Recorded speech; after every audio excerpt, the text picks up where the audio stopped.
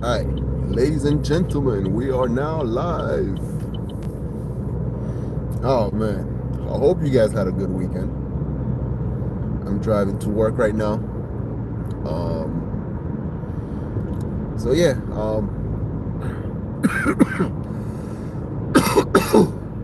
oh my god, yo, it was hot as hell this weekend. Like, cause I tend to start pretty late, or depends on who's counting. I'll start pretty early, and it was hard for me to fall asleep during the daytime, man. But the weekend's over, and now I'm back at work. And then it felt like this whole Iran tension, U.S. Iran tension, it just came in very, very fast and just already gone, basically. So to recap this, let's go back to what all the crazy stuff that was happening, right? So you had Elon and Trump got into a fight, altercation. Well, not a physical fight, obviously. Got into they were no longer buddy buddy and stuff. So of course that was like the perfect opportunity for their political opposition to take advantage of the situation. But because of how the Democratic Party is the way that it is right now, they weren't able to actually get Elon back into their good graces, right? Which is what's been happening a lot lately. A lot of people may not agree 100% with what Trump is doing, which you shouldn't. You should never agree with 100% of what anyone is doing, right? That's you gotta have your self-reservation, right? Like nobody's perfect.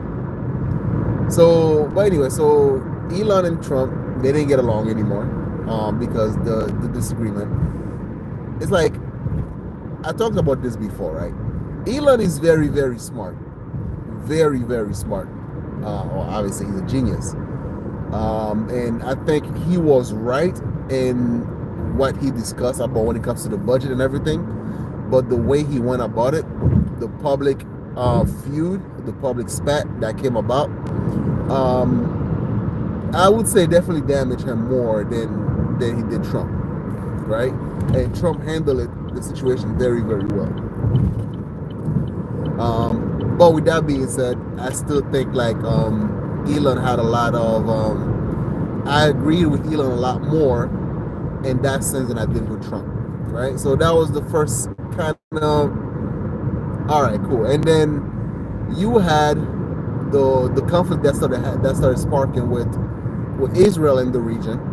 Israel acting a fool, with the escalation, because Israel had basically don't care about de-escalating shit. They like to, they're war hawk. They like to go blow shit up. That's who they are as nature. They're very warlike people. Which, granted, I can see where they're coming from, because a best defense is the best offense. So therefore, they're looking at Iran. They just slapping the crap out of Iran, and Iran ain't no punk neither. Iran is like, you ain't gonna do this to me. So Iran just keeps sending missiles over there, but should I say, Israel is pretty strategic with his thing, right? Took out all the military hierarchy, which pretty much kind of put Iran in a very, very weakening position, because hey, if you take down all my top generals, then it will be hard for me to coordinate. What the hell? How do I? Man, this is bullshit. Anyway, ooh, was there an accident? Nah, they're just fixing stuff. All right. Okay, good. The road is not closed. Well, I was worried there for a minute. I'm like, where am I supposed to go? But anyway, so yeah, so you have the thing that's escalating, and Iran is like, death to America, death to America. Oh, however the hell they're saying. And Orange Man's like, yo, bro, chill the fuck out. You know, I'm still trying to make up my mind whether or not to slap the crap out of you, right? So I understand you got a little bit of conflict going on between you and BB, but I'm trying to stay out of it. Don't push your button. And over here, we all started panicking because we're like, oh no, Trump, don't do this.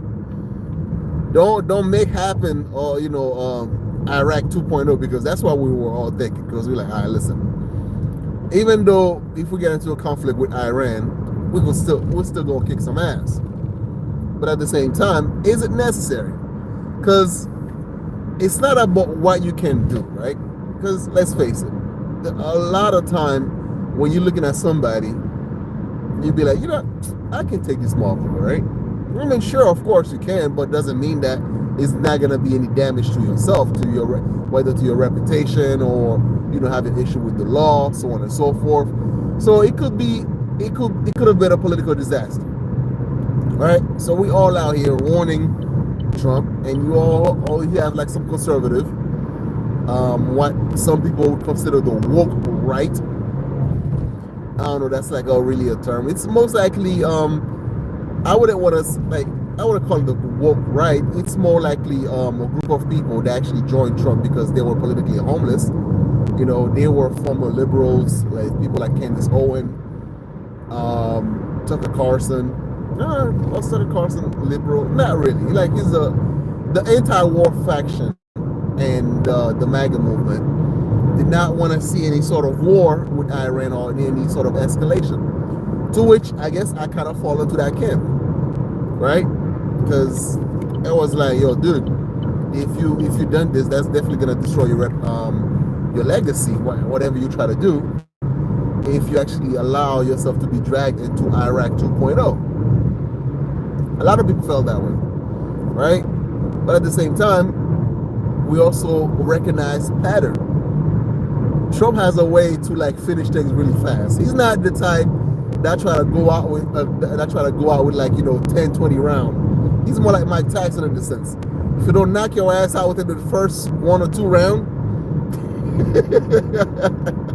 then he's not interested, right? You see how he dealt with ISIS, where he knocked them out real quickly. He wasn't trying to drag anything out. You saw how he dealt with Iran prior to his first administration, his first term, where he just very surgical. He's not the type that he's not interested in prolonged war, which is a good thing to have as a president, right? And whole and behold, that's what he did. He knocked out their facilities, precise target. And then he let them know, like, yo, this could get a lot worse for you, buddy. I'm telling you right now, I will come down. And Iran is like, oh no, America, you cannot do this to me. You cannot slap me and me not to slap you back. What would that make me look to my people? Huh? To which Iran have a point.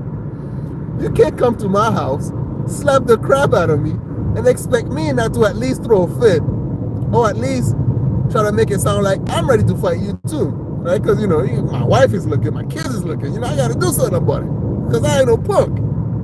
And Trump is like, all right, I'll tell you what. You could just throw little shots at me and all that stuff, and if you miss, then I'm not gonna escalate. But however, if you touch one bloody hair on any of my people, then they'll be held to pay. So, what are you gonna do, buddy? I don't want you to look like a punk neither, because I'm not interested in regime change. But if you F around, you're gonna find out. So within those premises, Iran is smart enough to know that, all right, I can't look like a punk, but at the same time, I can't be suicidal. So they threw a couple of missiles out there, and then like after 14 of them? So 14 missiles out into the ether, and then 13 of them were shut down, and the other one didn't hit anything. So I'd say it's a good day for everyone, don't you think? Iran, posture. So therefore, he don't look like a punk. He don't look like a bitch. And then Trump is like, all right, we're not going to escalate. Because my premise is like, you can't have a nuclear weapon. And I've achieved my goal. I knocked the shit out of the facility. You could tell the people whatever you want. But you and I know what's going on. And then that's it. It's like the shortest World War III panic ever. Everyone was like, oh my God, World War III, I can't fight this. I am not in the position to fight this. I will not do this. And I guess you didn't have to. So, once again, Orange Man, you did good. Right? So, I was worried about you for a moment, but you came through. And hopefully nothing else get escalated. And then we'll just find a peace agreement or treaty. And then thing goes back to normal. All I want is some cheap gases and take advantage of the dip in the market so I could, make some money off of all these chaos and all that stuff. And no, this is no way any type of financial advice. So don't listen to me when it comes to the stock market and all that stuff, because that's not what I do here. I just play around with that stuff from time to time. But anyway, let me know down below in the comment section, what do you guys think? Do you think that Trump did a good job with this whole situation? Or do you think that, that would leave his stench and his legacy? Or do you think that would dissipate? What do you think about Iran? How did he react? How did they react and all that stuff? Let me know down below what y'all think, all right? So, I'm going to talk to y'all later. Peace.